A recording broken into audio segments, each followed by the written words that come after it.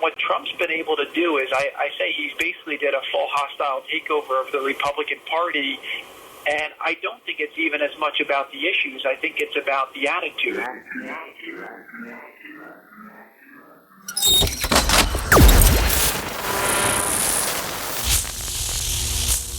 Fusebox.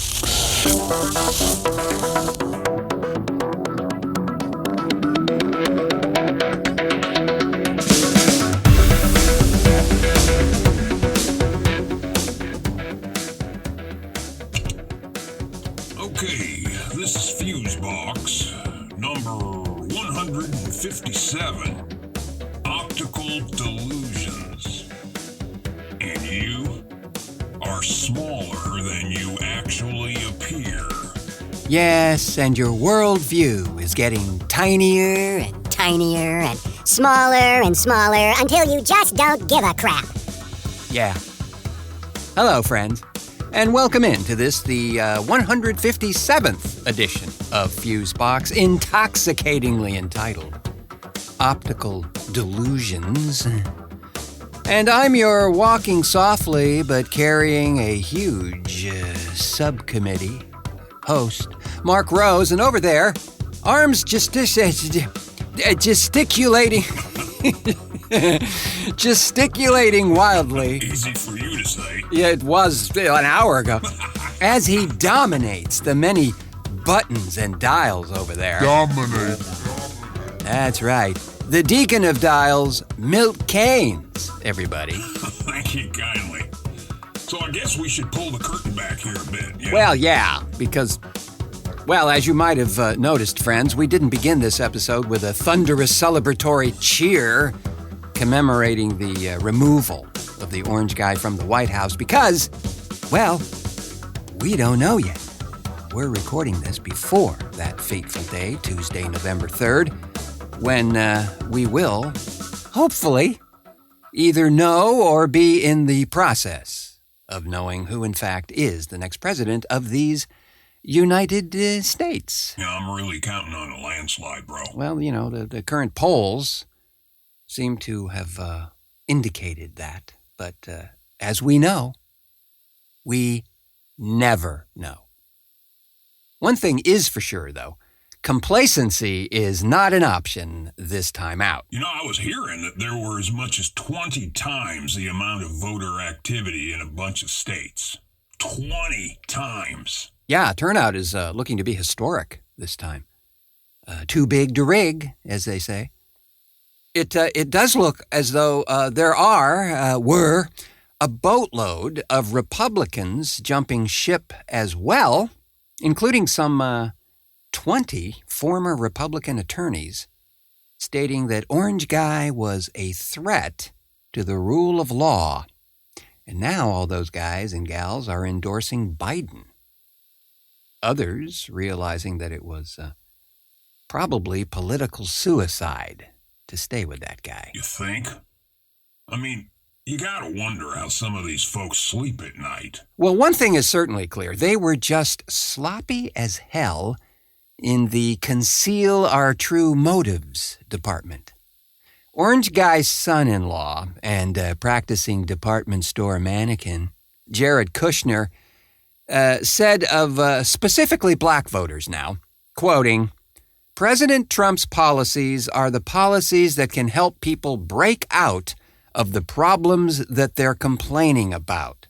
But he can't want them to be successful more than that they want to be successful." Oh, so that's how it works. All you gotta do is want it, and just like magic, you get it. See? That's all they were saying.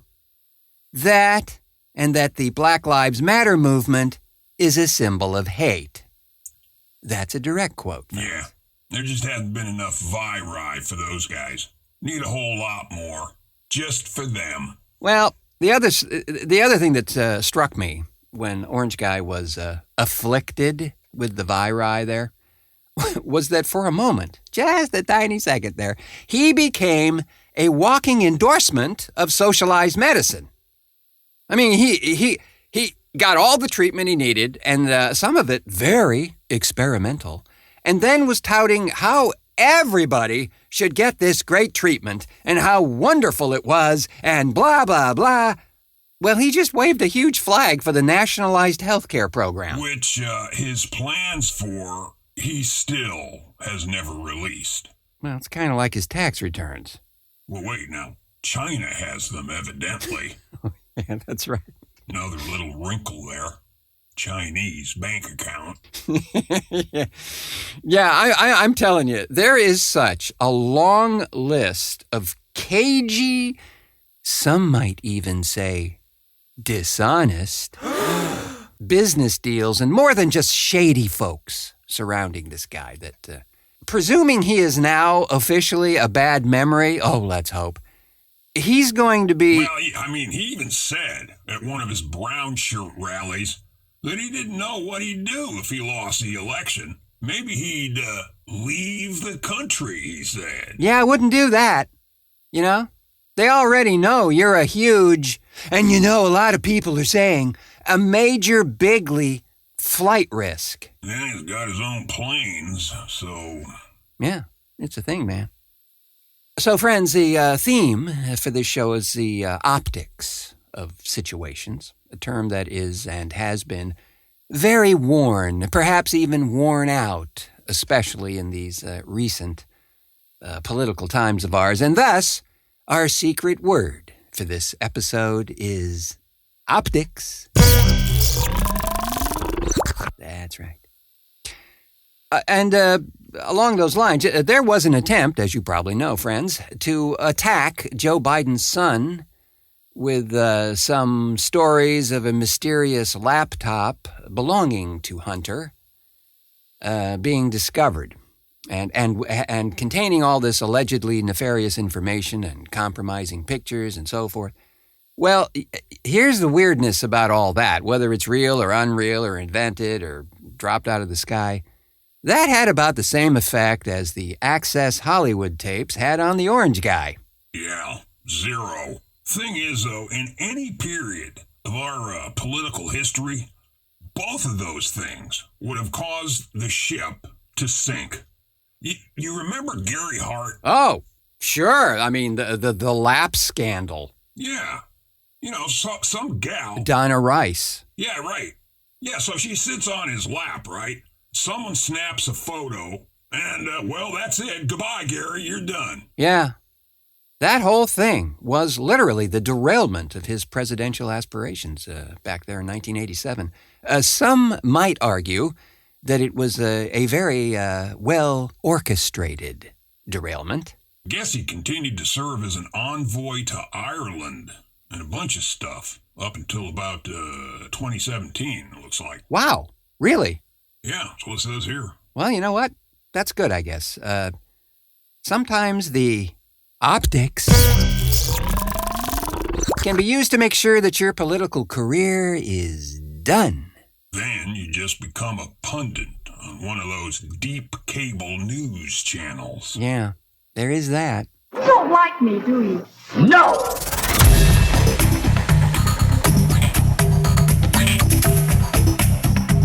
TheFuseboxShow.com. So, what the hell is up with Mitch McConnell's hands, bro? Have you seen those? Oh, yeah. What is up with that? There have been some photos recently of old Mitch, and his hands look like he just came back from a bare-knuckle fight with a concrete pylon. They're like all purple and shit. Looks like he's gonna burst open or something. Massive hematomas, man, like bandages. He says his health is fine. Oh, clearly. Yeah, clearly. Maybe he was just crushing blueberries for a smoothie and something went wrong while his hands were inside the... Yeah, I'll just put some berries in here. Just some, I'll put these. These are good. Hi, kitty. Yeah, I'll just go ahead and get away from the switch there, if you would.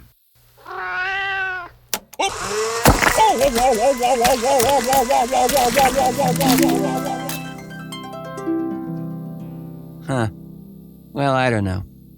But the optics look pretty bad. Yeah, I just love the denial thing. You know, hopefully we can expect to see a whole 47-hour documentary of all the denials from these lying pinheads strung together. You want never forget? Here is never forget. These self-righteous asshats were selling you down the river every damn day. Yeah, could be a Netflix miniseries. Lying Liars That Lie Again, Part 9. I'm sure many of us don't want to be reminded of all the zircon-encrusted BS we've had to endure these past 4 years. And I'm saying this, praying we don't have some kind of fever dream reenactment coming our way. I don't know. I just got a feeling on this one. Well, I sincerely hope you're correct, sir. I got to say, there is a nation quite fatigued from viri and lies and... Belarus? Saw what you did there. Question is, did they see what we did here? True. Don't do it. Yeah. And speaking of calling a mud shark, commentator and all-around clever and insightful guy, Keith Olberman is back on the air with his delightful brand of biting social commentary. Now, he was that ESPN sportscaster guy, right? Oh, yeah, ESPN sportscaster turned MSNBC commentator turned sportscaster turned commentator again. Yeah. He's on YouTube at present in a format that will not be denied. His latest venture is called The Worst Person in the World. He's a sincere hoot, and a link to his channel is, of course, in the show notes down there. I think that after several incarnations of his editorial shows, he's finally got it to a place that they will not attempt to control his content. That's right, even the YouTube minions. Certainly haven't as yet, and he's got some rather blistering commentary on there, like this little brief excerpt on Vice President Pence. The Vice President of the United States of America should have been arrested Monday in Hibbing, Minnesota, as a serious risk to the public health. The Vice President, a direct exposure to multiple persons who have contracted COVID-19, was intending later to go to the Senate for the Supreme Court vote, then he wasn't sure. If he went, he should have been stopped by the Sergeant-at-Arms of the Senate, if necessary, and detained by Capitol Police for posing the same risk. Mr. Pence, potentially a traveling one-man super spreader, should have been, if he fulfilled his original schedule, intercepted by district police on the way to the Amy Coney Barrett event at the White House and prevented from entering the grounds. As should the president, who has today abandoned his oath of office, who has made a premeditated decision to not even try anymore to save Americans' lives and health. He has admitted he has been defeated by this virus. Today he advised Americans, quote, "The fake news media is riding COVID all the way to the election, losers, and cases up because we test, a fake news media conspiracy. Many young people who heal very fast. Corrupt media conspiracy at all-time high. On November 4th, topic will totally change. Vote." Correct. Americans who Donald Trump and Mike Pence have not yet killed should vote next Tuesday. Yeah.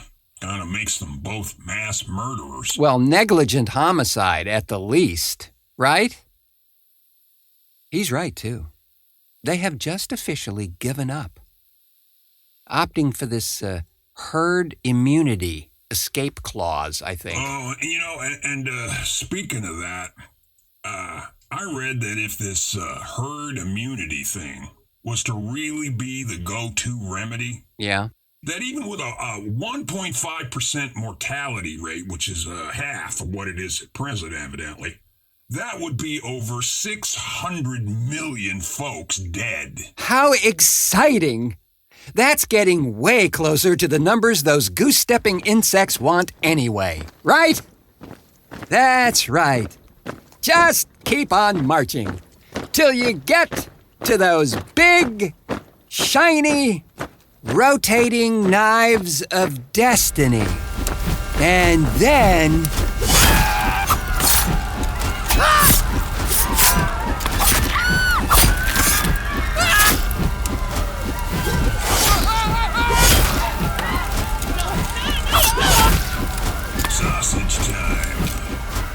probably the only time that the making of sausages was better than the eating. You know? Yeah, just be another reason to go vegetarian, bro. Yeah. Too far? For who? Speaking of human egg rolls, these two are back at it again and once again, and again, also indicted. Jacob Wohl and Jack Burkman have been indicted once more and yet again, this time in Ohio's Cuyahoga County. The two were indicted on 8 counts of telecommunications fraud and 7 counts of bribery.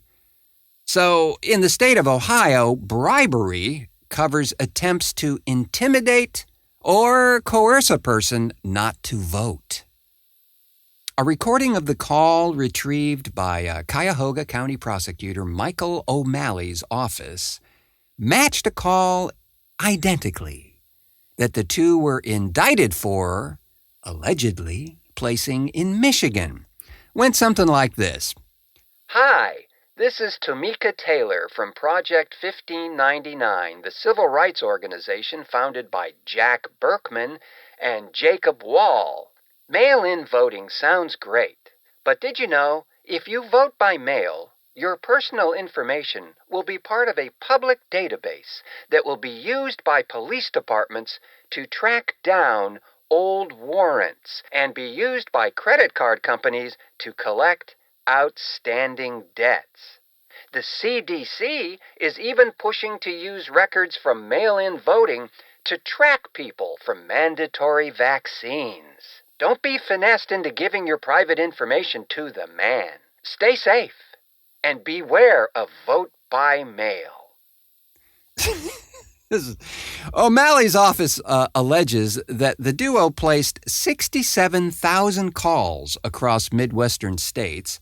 8,100 calls, prosecutors say, were placed to phone numbers in Cleveland and East Cleveland, both of which are in Cuyahoga County. Oh, yeah. These two did the same shit in Michigan. Yeah.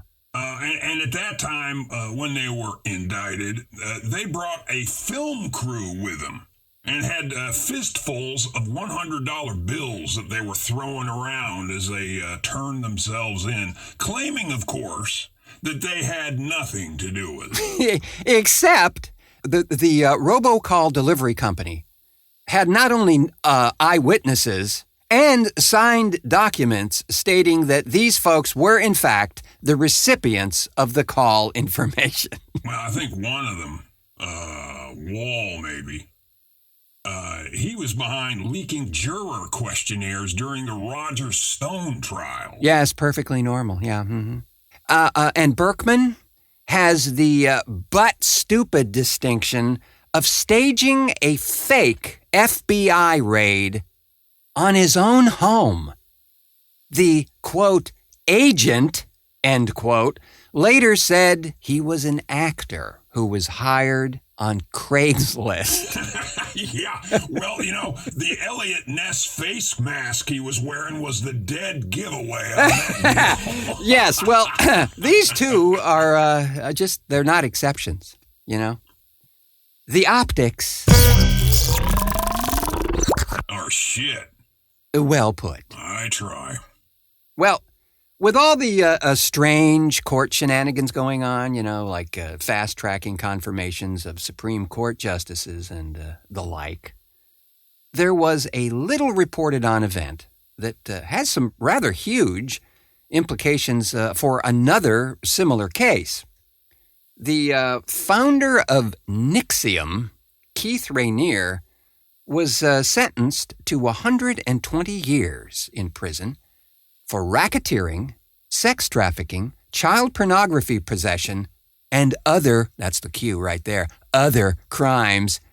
As leader of the group, he apparently recruited women as slaves and forced them to have sex with him. Oh, yeah, that was the cult that actor Allison Mack was part of. She got branded or some such shit, right? Yeah, that was the custom there. Mr. Rainier purportedly would brand certain women with his initials as part of a ceremony. And that was oftentimes filmed for posterity. Another high-profile member was Claire Bronfman, the heiress to the Seagram's empire. What the hell, man? What is it about all these wealthy wackos and this sleazy shite? I'd say most of it, it's just because they can, you know? Crazy. They have kids involved in this thing? Well, he was convicted on a number of charges, and one was possession of child pornography, so I guess it kind of fits. I'm not sure what that actually related to, but according to NXIVM's tagline, the organization is, quote, working to build a better world. Certainly a better world for Keith.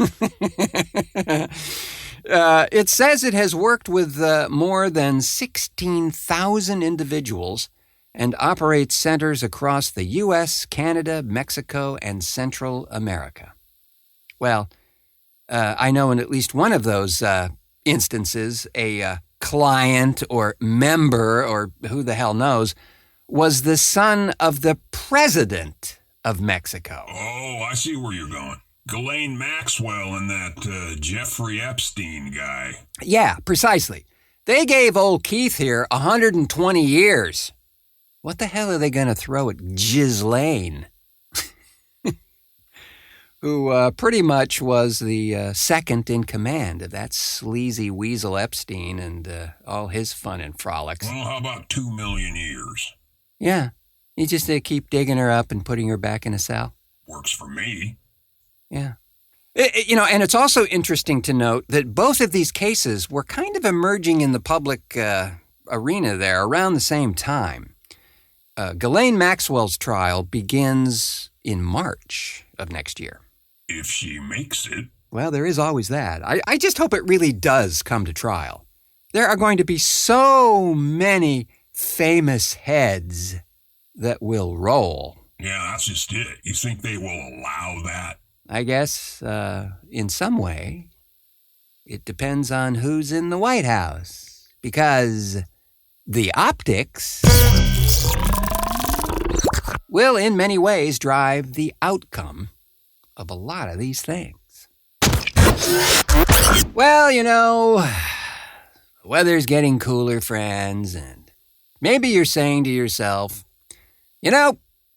a nice toasty fire in the old fireplace there would just hit the spot. And I don't know about you, but whenever I get the hankering for a fire, I reach for that well-seasoned, old, dried-out chicken and throw it in. What the fuck, man? Not to worry, Mr. Keynes. The chicken of which I speak is, of course, that perennial favorite, the KFC 11 Herbs and Spices Fire Log. Yes, I'm not pulling all of your legs here. It's made for fireplaces, fire pits, wood stoves, and will make your home smell like greasy fried chicken. Don't you love that? Huh? Are you shitting me? A fire log that smells like fried chicken? Yep. The very same. Like one of those particle and glue concoctions you can buy, right? Like Duraflame or whatever. Just so. And like those other logs you just mentioned, these two will burn up for a reported 3 stinky hours and is made from 100% recycled chicken parts. Well, no, 100% recycled materials, although they don't say precisely what materials.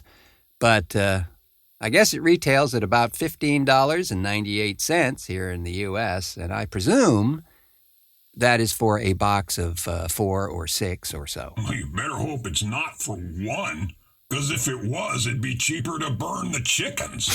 Yeah, I'm not certain, but we here at Fusebox do not in any way endorse the burning of chickens for any reason whatsoever.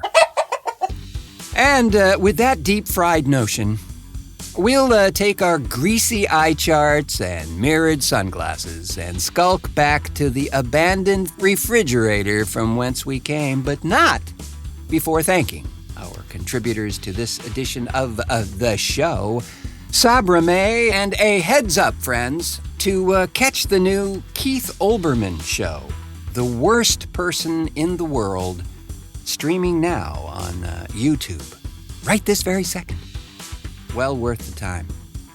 And thanks as well to the always over-prepared and underpaid abilities of the Vizier of Volume, Milt Keynes, for technical assistance and so forth and so on. Pleasure as always. I'm counting on us, that we all did the right thing, so I don't have to move to like Obscuristan or someplace. Hopefully not.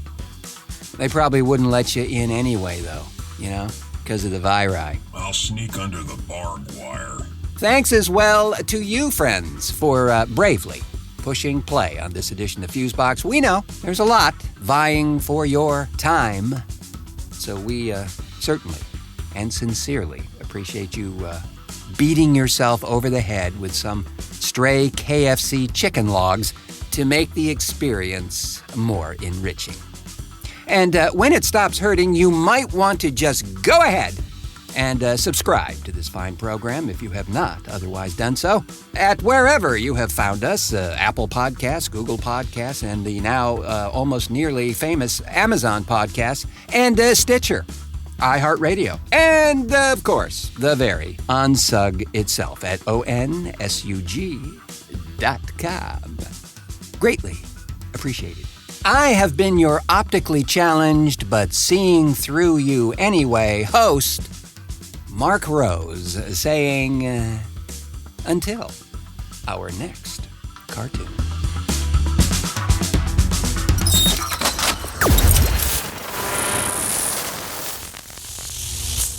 Fuse.